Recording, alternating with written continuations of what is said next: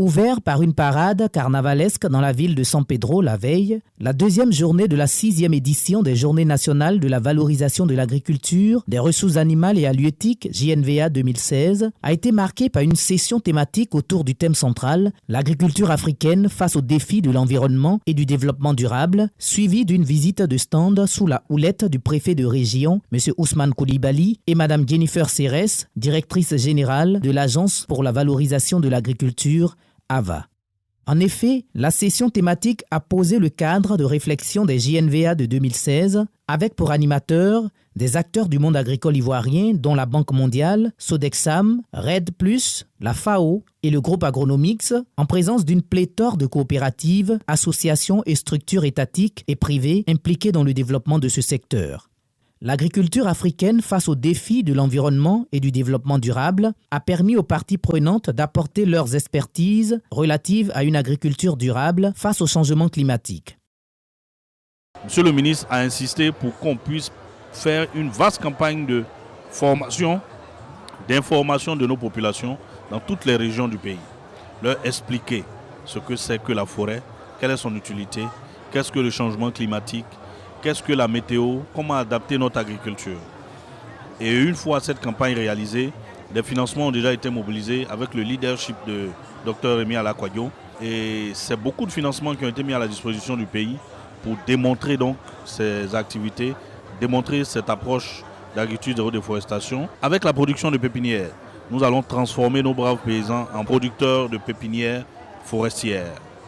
Il faut souligner de toutes les communications et échanges de ce panel le besoin d'encourager une politique générale de reforestation inéluctable à un accroissement du couvert végétal ivoirien tout en réduisant l'utilisation des pesticides. À cela, il faut ajouter les procédures d'accès au financement pour les producteurs et l'utilisation de nouvelles technologies, Internet, téléphonie mobile, pour moderniser l'agriculture. Ce matin, nous avons parlé du thème du développement durable et de la protection de l'environnement. C'est tout un défi dont nous avons parlé ce matin et c'est un sujet qui est suffisamment large. Nous avons essayé de ressortir les points saillants et de voir ensemble quelles sont les solutions éventuelles qu'on pourrait apporter pour le cas de la Côte d'Ivoire. Et je remercie AVA de nous avoir donné cette occasion. Au niveau de la Banque africaine de développement, comme je l'ai dit, la transformation de l'agriculture africaine engage la banque à accompagner les États dans le développement d'une agriculture résiliente au changement climatique. C'est-à-dire une agriculture qui permette de parer au choc extérieur. Comment? À travers justement l'adaptation de ces agricultures-là, à travers les innovations au niveau donc, j'allais dire, de la mise à disposition des producteurs des semences améliorées à haut rendement et à cycle court. Et à travers également toutes les technologies qui visent les bonnes pratiques agricoles. Le PSAC est ici à San Pedro au JNVA pour pouvoir donc échanger avec les producteurs de 5 filières agricoles, notamment le cacao, le VA, le palmier à huile, le coton et l'anacade. Nous avons donc au cours de la première journée présenté donc aux producteurs les interventions du PSAC en termes d'accès au marché, par la réhabilitation des routes d'évacuation des produits agricoles.